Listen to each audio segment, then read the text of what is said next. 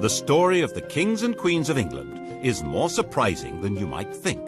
It's a fine drama, 1,000 years of tales of lust and betrayal, of heroism and cruelty, of mysteries, murders, tragedies, and triumphs.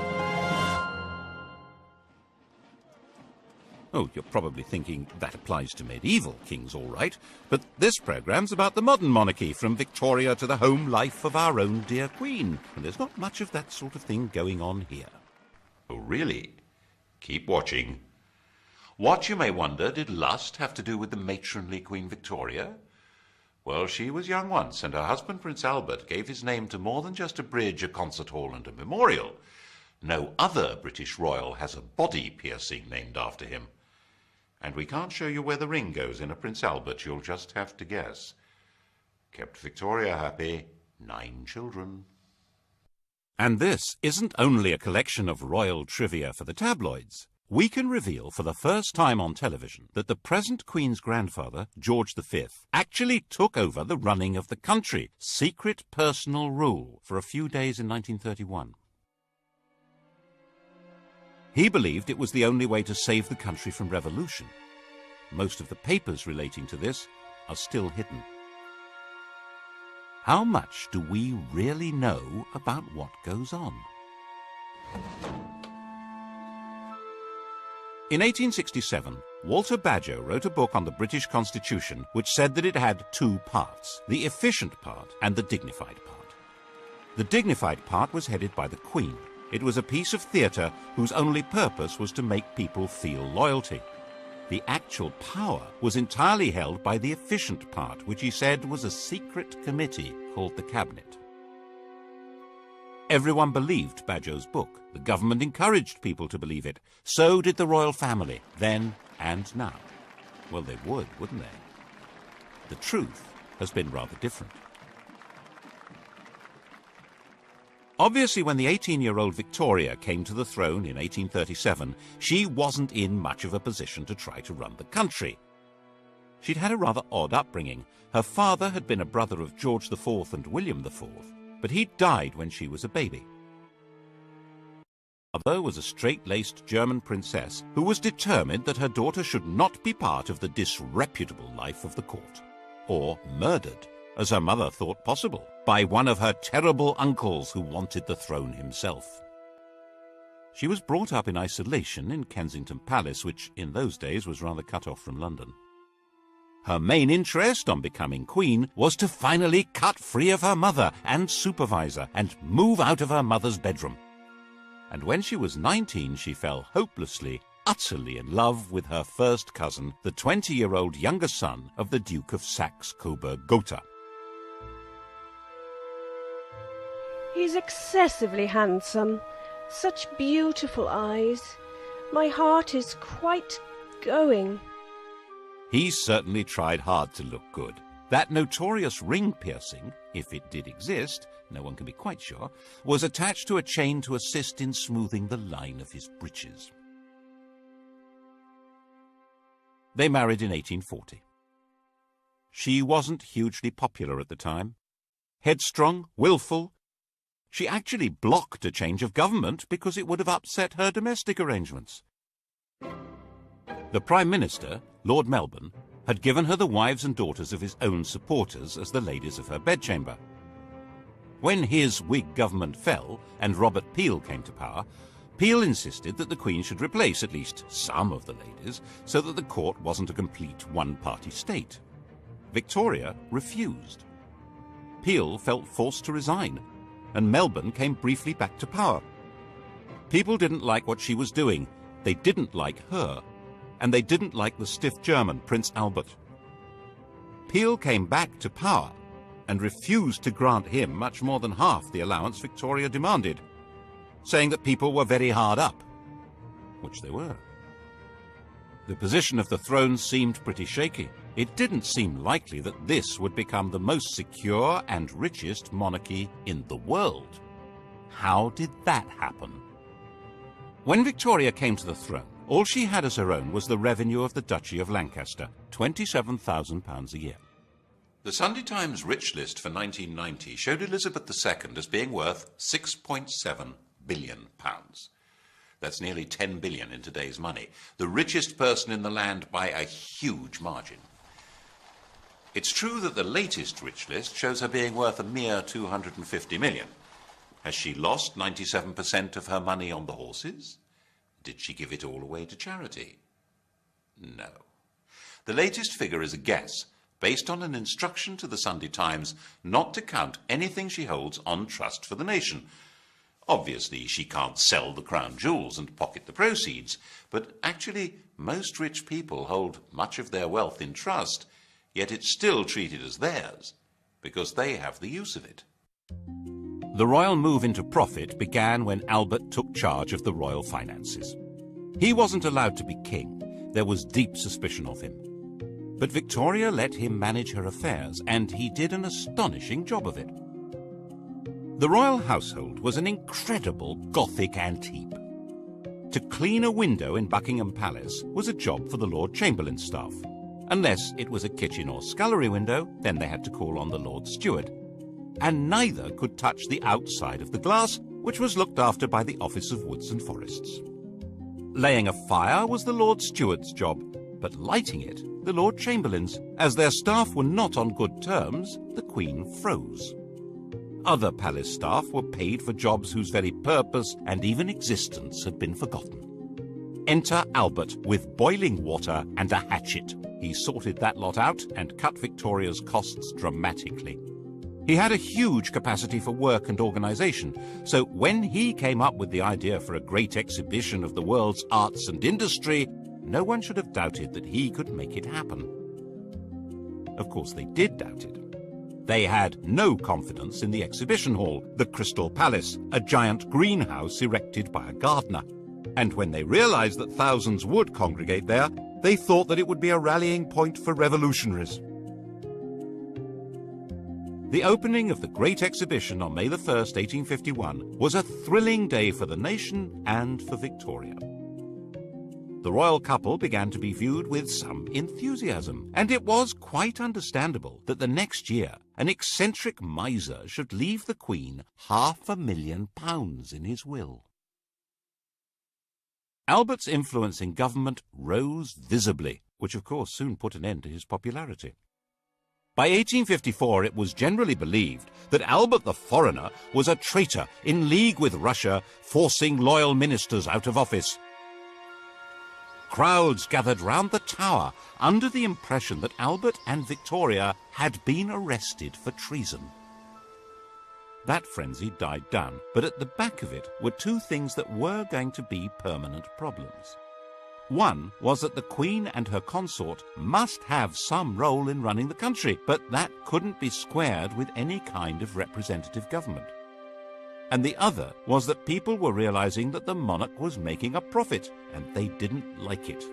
The solution was to conceal what was really happening under a cloak of secrecy, and that cloak is still in place.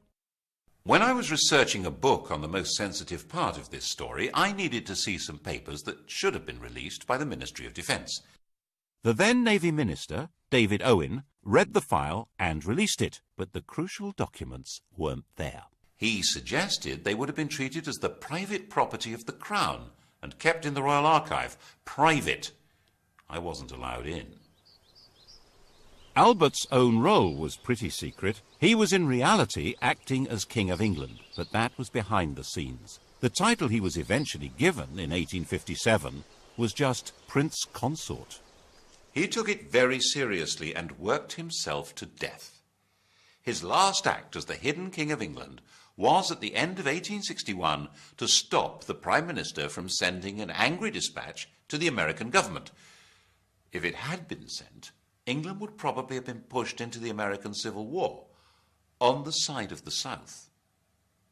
When Albert died, Victoria uttered a terrible shriek. She never recovered. She retired to Scotland and went into what seemed to be everlasting mourning. She and Albert had built a number of retreats for themselves, Osborne on the Isle of Wight, Sandringham in Norfolk, and her favourite Balmoral. Here she hid for months at a time with the faithful Highland retainer John Brown. He was allowed enough familiarity for the Queen to be widely referred to as Mrs. Brown. Victoria herself could see no reason to take part in public ceremonies like the opening of Parliament. She thought that her hidden role as the head of her government was enough. But that, of course, led many people to wonder why they had to pay for her upkeep at all. She received, as she had done from the start of her reign, £385,000 a year from the government. It was more than she needed. Her court was nowhere near as expensive as, for instance, George IV's had been. And without her being visible, many people could see no point in her having this money. By the 1870s, there was a strong Republican movement expressing itself in newspapers, large public meetings, and in Parliament. The nature of the country was changing dramatically. New industrial cities were darkening the landscape with smoke and soot. A new kind of society was forming, a society of factory workers and low-paid artisans, of builders and miners and metal workers. These were people outside the political world, with no natural attachments to traditional political structures. And there were a lot of them. The anti-royalist head of steam built up every time Parliament was asked for extra grants to Victoria's children when they came of age or married. But in fact, it was very probably these children who saved her throne. No British statesman wanted to see the royal family given its marching orders when their marriages offered such a useful back door into the chancelleries of Europe. Victoria's eldest daughter was married to the heir to the Kaiser of the new German Empire and was a strong and useful influence on her husband, and a thorn in Bismarck's flesh. The heir to the British throne, Albert Edward, had married Alexandra, daughter of the King of Denmark, and sister of the King of Greece. The Greek crown had actually been offered to another of Victoria's sons, Alfred. The Greeks had sacked their own king and held a national vote on who should get the throne. 95% of them voted for Alfred, who was at the time an 18-year-old midshipman in the Royal Navy. The government made him turn it down because they had promised to keep their hands off Greece. Never mind. It went as a sort of hand-me-down to the son of England's good friend, the King of Denmark. And in 1874, Alfred married the daughter of Tsar Alexander II, which was jolly useful given the Anglo-Russian competition on the edges of India. These were marriages that would produce many, many well-distributed children. By the time Victoria died in 1901, she had over 90 living descendants. It was a full-time job just getting them birthday presents. The rulers of Germany, Greece, Romania, Norway, Russia, Yugoslavia, Spain, and Sweden would all trace their descent from this stout little lady. There was a downside to all this royal intermarriage. Victoria was a carrier of haemophilia, the condition that prevents blood from clotting, and the Spanish, Prussian, and Russian royal families were consequently affected by it. But even if the British government had known about that, they wouldn't have shed many tears over it. As a system for exercising influence abroad, the monarchy was well worth the money. It also ought to have the advantage at home of inducing people to be loyal to their country even if they detested its government, which was obviously very useful if you ran that government.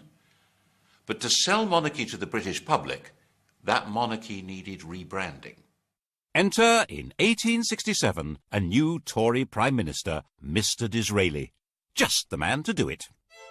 He flattered, flirted, and lured Victoria out of mourning and back to public life, creating her Empress of India, turning her into the Queen Empress.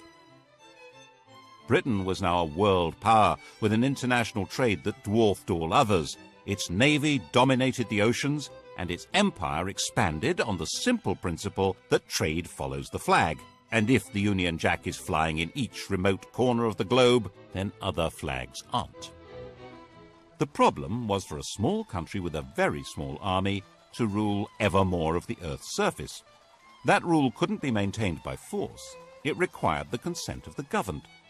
And the grand theatricality of Disraeli's Victorian imperialism invited people throughout the empire to take pride in being subjects not of a bunch of industrialists and politicians, but of a prim and matronly great sovereign.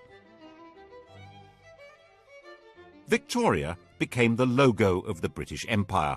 Her portrait spread all over the world, thanks especially to the introduction of postage stamps.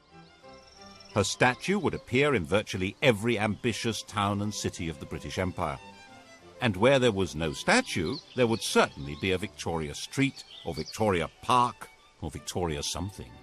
The whole process came to a glorious climax in her Golden Jubilee of 1887.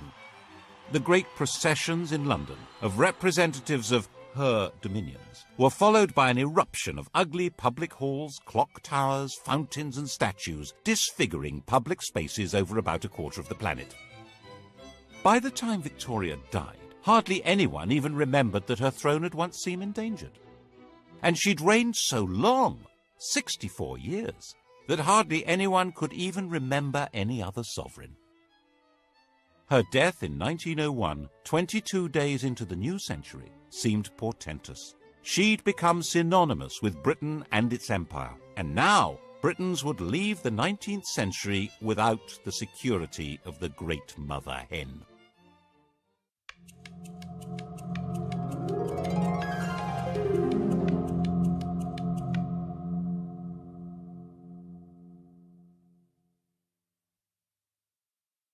Victoria would cast a long shadow. Elizabeth II, coming to the throne 51 years later, would be the first of her successors who had no personal memory of her. Her oldest son, Albert Edward, the new King Edward VII, was already 59 years old. The funeral of the Queen Empress and Edward's coronation involved a huge invention of traditions and ceremonies. And in this atmosphere, it's not surprising that Edward was granted an annual allowance even greater than Victoria's. A few voices said that it was unnecessary for the king to have as big an income as Andrew Carnegie, the Bill Gates of his day, but no one took much notice. Edward had been given a miserable and oppressive childhood. Victoria had measured him by the impossible yardstick of her hero worship of the perfect man, his father. Naturally, young Bertie had rebelled. Of course, his first visit to a prostitute shocked his parents deeply. It happened to be followed by Albert's fatal illness, which Victoria had inevitably blamed on her wicked son. She had arranged his marriage shortly afterwards in the hope that domestic discipline would rein him in. Princess Alix of Denmark was beautiful, but she was also deaf and dull company. With nothing much else to do, Bertie had become the living epitome of the life of the Belle Epoque. A life of champagne drinking, cigar smoking, horse racing, gambling and entertaining showgirls and pretty married ladies. He was naturally drawn to the company of outsiders, not just shady characters, but Jews and Catholics, bankers and foreigners, and he was outspokenly outraged by the casual racism of the empire. Because a man has a black face and a different religion than our own, there is no reason why he should be treated as a brute. He sat on a commission on working-class housing and even invited a member of the working class to stay at Sandringham. Admittedly, the man in question was an MP and a fellow member of the commission, and he had to eat in his bedroom because he didn't have the right clothes to come down to dinner. But still... By the time Edward came to the throne, he was a big, fat old man with a social conscience and a comforting mistress, Alice Keppel, who understood him perfectly. Edward saw himself as something like a nursery rhyme monarch, magnificent and jolly, caring and helpful. In 1903, completely ignoring his government, he went to France and started negotiations for a treaty that would become the Entente Cordiale, isolating Germany. He detested his nephew, the Kaiser. He persuaded the press and then the government to back a treaty which guaranteed that if Germany attacked France, Britain would go to war. So that's what happened in 1914. He determinedly resisted any increase in democracy in Britain and was a firm opponent of votes for women. The crunch over his reactionary views came when Lloyd George planned to introduce old age pensions in 1909. To raise the cash, there would have to be new taxes on income. The Tory majority in the House of Lords voted down what was called the People's Budget, and when the Liberal government drew up legislation to take that power away from the Lords, they voted that down too. obviously. So the Prime Minister told the King he needed to create about 250 new peers to swing the vote. Edward was not enthusiastic. Would he actually defy the government? In May 1910, in the middle of the battle, he died. In 1910, Edward's 44-year-old son George inherited the throne.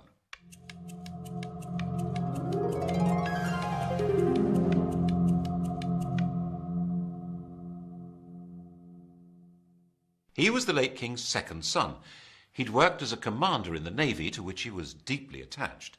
But in 1892, his elder brother Clarence had died, and he'd unexpectedly become heir. To step into his brother's shoes, he'd left his job and married the woman who'd been betrothed to Clarence, a relative called Princess Mary of Teck. He now inherited a fortune worth around 140 million in today's prices, and a political crisis. As part of the deal with the government to pass the budget and cut the powers of the House of Lords, it was agreed that the Crown could stop paying any income tax. In return, the King would pay for his own trips abroad. The new constitutional deal drew the teeth of the House of Lords. Whatever the elected government in the Commons decided to do, it now could do. The only possible break on its power was now the King, and the question was, of course, whether he would ever exercise it, and what would happen if he tried.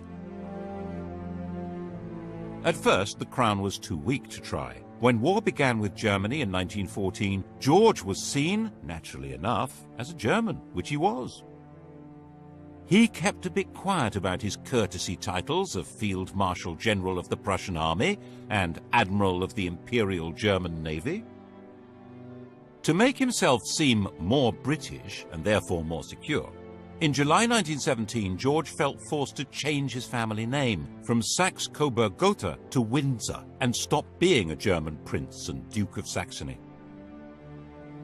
Revolution was a real danger. Cousin Nicky, the Tsar of Russia, was deposed in February 1917. The new Russian government asked Britain to give him asylum, and Lloyd George agreed to it. But King George was terrified of being associated with a man now labelled tyrant by revolutionaries, so he forced the government to withdraw the offer. The Bolsheviks took over Russia in October, and Nicholas and his family were slaughtered.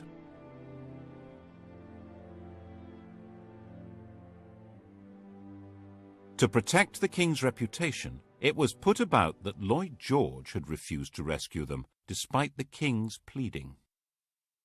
Then in November 1918, a German revolution forced the Kaiser, Cousin Willy, to abdicate, and Germany gave up the war. The whole political landscape had been transformed. There had been 6 emperors when George was crowned. By 1925, he was the only one left, and his world was not exactly safe. Most of the Southern Irish were committed Republicans. Attempts to hold that country by force were disastrous, and in 1922 the Irish Free State had come into being. King George had lost a considerable chunk of his kingdom. The wealth of the royal family continued to grow, due largely to Queen Mary's enthusiasm for collecting valuable trinkets at special prices. The Romanovs hadn't been allowed to join the British royals, but a substantial chunk of their jewellery did. People began hiding their treasures if the Queen was coming to call, as she would hint strongly that she expected to be given them, and sometimes take them anyway, so that embarrassed aides had to quietly return them later. In 1924, Ramsay MacDonald became Britain's first Labour Prime Minister. The old political establishment had been given a kicking. No one knew where this might lead. And then came the Wall Street crash of 1929 and financial disaster. The government needed huge loans, which were conditional on cuts in unemployment benefit and the pay of public servants and the armed forces. The Labour cabinet wouldn't do it, and MacDonald went to the King to resign. George was pretty sure this was a decisive moment. If these harsh policies were forced through by Conservatives, class war would probably break out. Everything, including himself, might very well be swept away. so he refused to accept the resignation. He persuaded Ramsay MacDonald that it was his patriotic duty to stay on as the leader of a new coalition government to force through the cuts. That way, they were more likely to be accepted. This was an extraordinary exercise of royal power, and it wasn't over yet. When the cuts were announced in September 1931, the entire Atlantic Fleet went on strike. This was the most powerful military force in the world, and it was gathered at Invergordon. There was total panic in the Admiralty. Mutiny! The intelligence services warned that it was a communist plot and that the sailors were going to march to London, rallying all the disaffected, including the police, on the way. The financial markets went into a tailspin, and the Bank of England was forced to stop exchanging pounds for gold, going off the gold standard. The Admiralty drew up plans to bombard the mutinous fleet from the land and sink its own ships. And the king decided he had to save the navy and the country. He knew sailors. They weren't revolutionaries. They just needed to be spoken to in the right way. In complete secrecy, he took control, appointing a retired admiral to deal with the situation. Admiral John Kelly was not appointed by the government or the Admiralty and was instructed not to report to them, but directly to King George.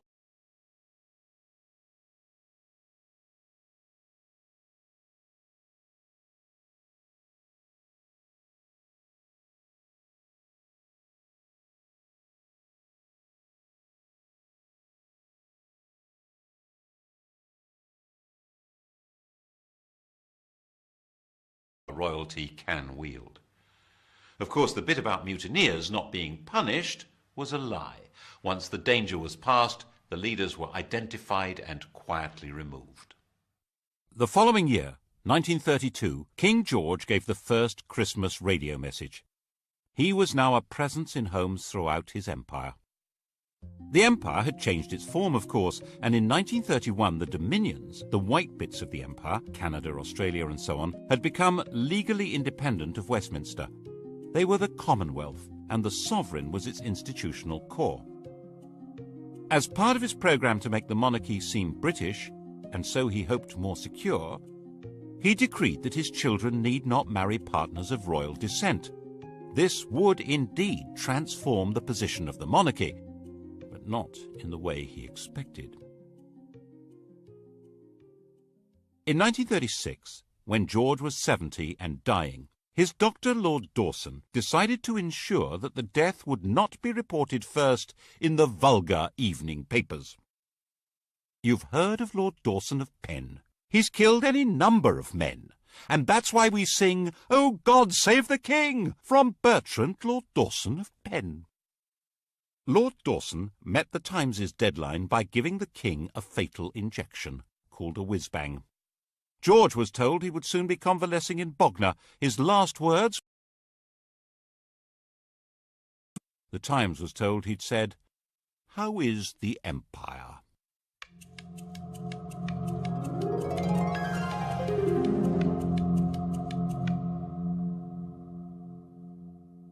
His successor, his son Edward, was 38, the poorly educated child of rather dysfunctional parents. The Queen had been completely distant, and King George famously said, "My father was frightened of his father, I was frightened of my father, and I'm damn well going to see to it that my children are frightened of me." Edward had escaped by travelling widely, and as the world's most eligible bachelor enjoyed affairs with a number of married women, culminating in the love of his life, the twice-married, elegant American Wallis Simpson. At the time of Edward's succession, the affair was in full swing, and her husband had resigned himself to a divorce. The British press completely censored the whole subject, while the rest of the world was fascinated by it. Edward insisted that he was going to marry Wallis and make her queen. The Prime Minister and the Archbishop of Canterbury said the country wouldn't stand for it. Were they right? Probably not. Edward was actually pretty popular.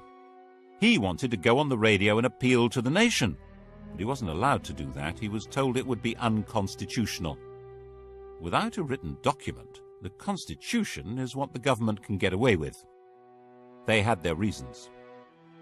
These went beyond the court gossip that Wallis was said to be a lesbian or a man engaged in a sadomasochistic relationship.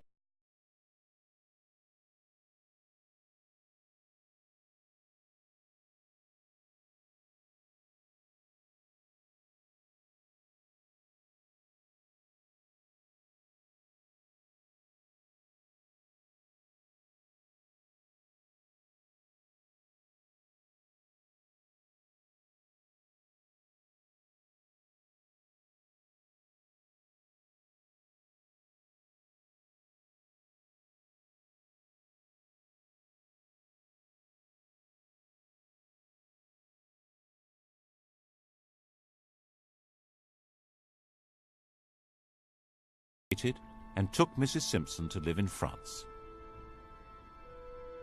The coronation went ahead, but with his brother Albert sitting on the throne.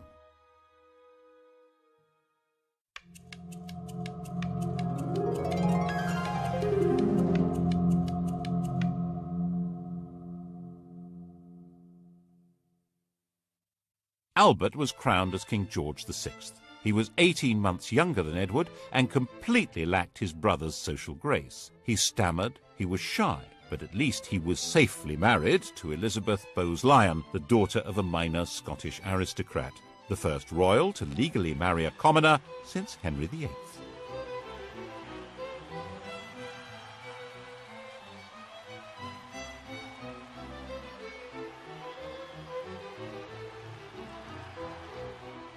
George didn't have much in the way of winning ways, but his wife, enraged at what Edward had done, was determined to help him through. She arranged speech therapy to cure his stutter. But when war with Germany began in 1939, they were not seen as a rallying point for patriotic fervour, especially as they had publicly supported Neville Chamberlain's appeasement of Hitler. When the royal couple visited the first bomb sites, they were booed. George VI and Queen Elizabeth, that's the woman we remember as Elizabeth the Queen Mother, refused to allow themselves any doubt as to the outcome of the Second World War. When Buckingham Palace was bombed, the Queen said she was glad. It meant she could look the East End in the face. At least it meant the royal couple wouldn't be booed anymore when they visited other people's bombed-out homes. Actually, while they spent their days in London, they retreated for the night to Windsor, which was considerably safer. Nevertheless, they did have one really narrow escape. As the war went on, the royal couple became more and more identified with Churchill as the spirit of Britain, dogged in their determination to see Nazism defeated. When the victory celebrations came in 1945, it seemed natural that they should revolve around Buckingham Palace. By the time of his premature death from smoking in 1952, this shy country gentleman and his queen had gone a very long way to restoring the monarchy to its central place in British life. It had vanished virtually everywhere else. There had been 16 monarchies on the continent of Europe when Victoria died. Now there was only Sweden. Monarchs were restored to Belgium, Holland, Norway and Denmark, but as a pale shadow of the old European royalty.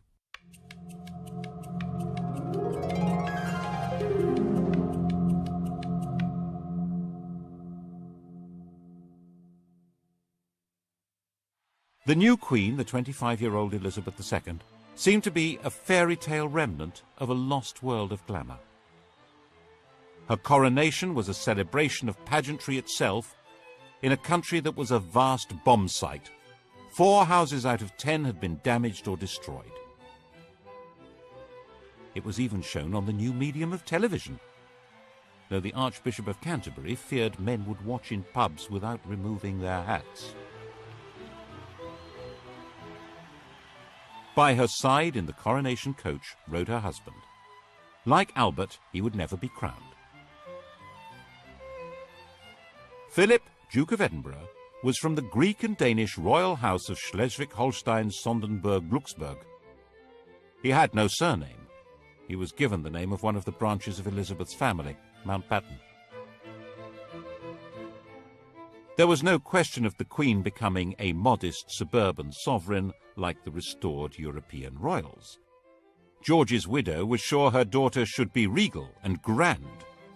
Royalty required flunkies and castles and palaces and golden coaches. She herself made do with 6 cars, 3 chauffeurs, 5 chefs, 2 pages, 3 footmen, 2 dressers, and 30 secretaries, maids, treasurers, and housekeepers. And she was absolutely dead set against royalty paying tax. For a long time, this was met with an extraordinary degree of complicity from the governments of the day. In 1947, when Labour came to power, amid all the nationalisations and the class war declarations of "we are the masters now," had come an agreement that the government would take over the cost of running Buckingham Palace. Now the Conservatives said the government would take over the cost of the royal train and royal visits abroad, and freed the Queen from paying tax on property, apart from rates on Sandringham and Balmoral. In Edward Heath's time as Prime Minister, it was officially stated for the first time that the Queen pays no tax. In 1973, she was exempted from the new Companies Bill that could force shareholders to identify themselves even if they hid behind the names of nominees. Her shares are hidden in a company called the Bank of England Nominees, which can only be used by heads of state and is uniquely exempt from disclosure laws.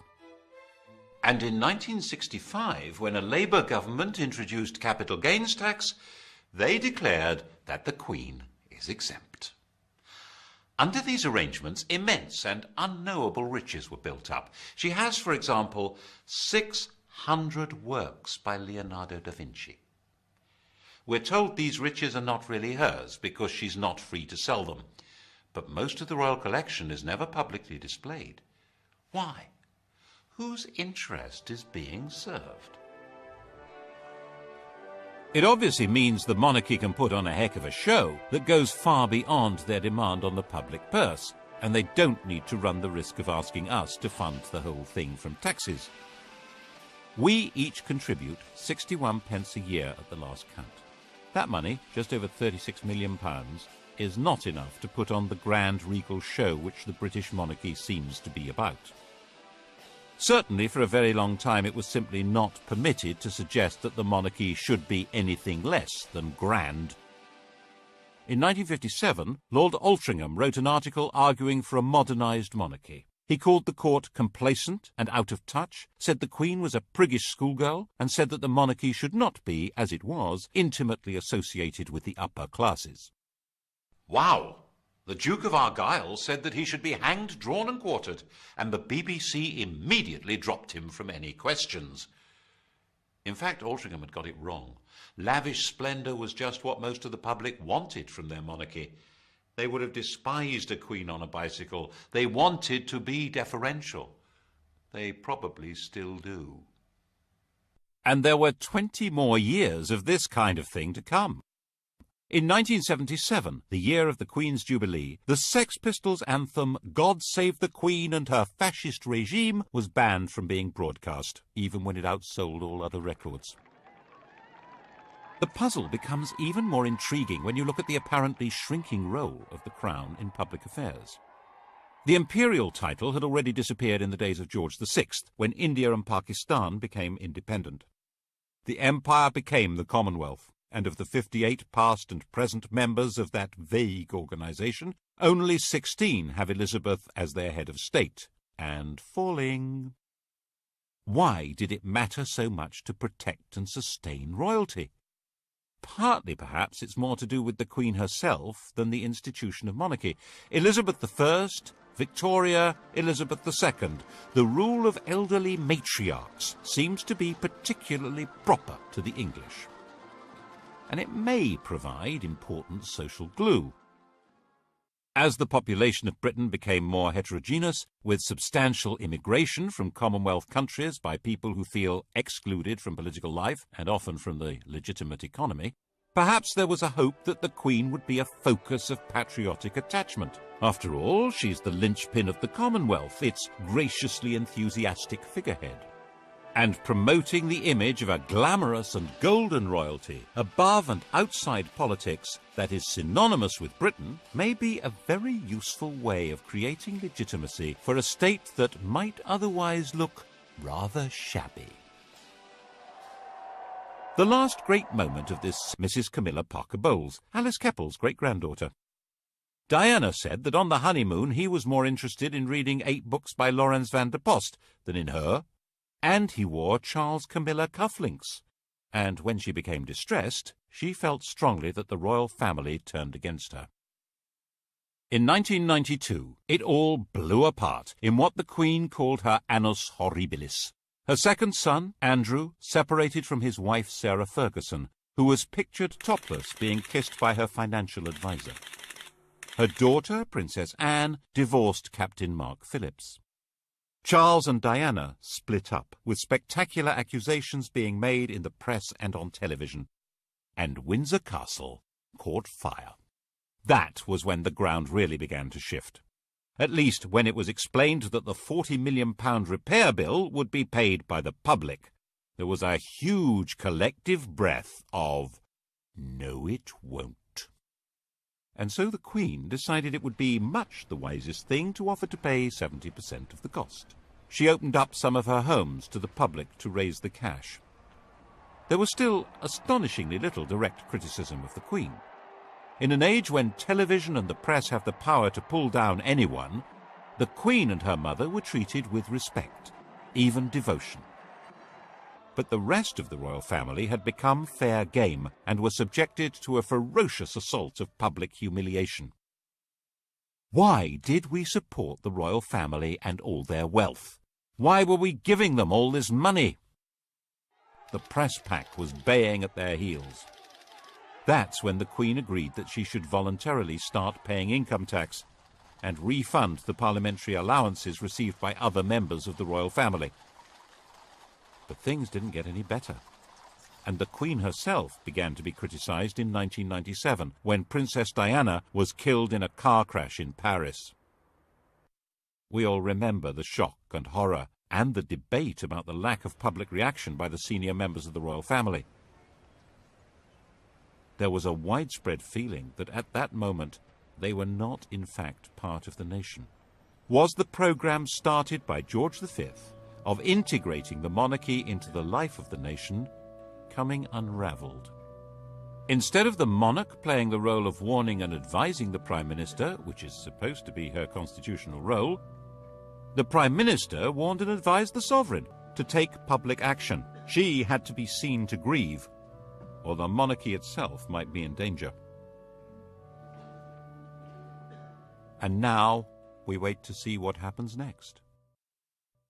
The heir to the throne and his mistress are forever tainted with the image of the princess that was publicly destroyed. The Queen is an old lady, with a reign that begins to rival Victoria's in length. Can anyone be certain that the country would accept her son as king? There's always been a bargain at the heart of monarchy in this country. The monarch has always been dependent on the people. That bargain has been the key to survival. It began when William the Conqueror realized that he and his friends couldn't actually run a country where they didn't speak the language, or know the laws, traditions, or even the geography. It was restated in a series of crises in which monarchs who tried to rule without consent were simply dumped. Matilda, Jane Grey, Richard Cromwell, James II. And to give that consent, people need to feel that the sovereign is entitled to be there and respects laws even though no court can enforce them. Laws which today probably include having to pay tax. Partly, of course, the institution is sustained by the character of the Queen herself. Faced with enormous pressures and a job from which there is no possibility of rest, she has retained a calm resilience and exquisite constitutional carefulness which guarantees her a respectful place in history. Then what? The British monarchy is certainly a great addition to the gaiety of nations. Partly as a soap opera, partly as a walking, talking anachronism that makes other heads of state visibly uneasy. But it does come at a price. and whether the price is too high for the continued survival of this most extraordinary form of government, well, that, of course, will be the surprise ending.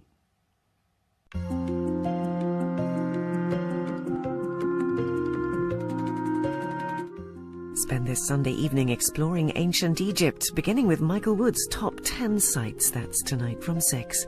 Coming up, the story of the strongest, sharpest blade that's ever been made, a decisive weapon.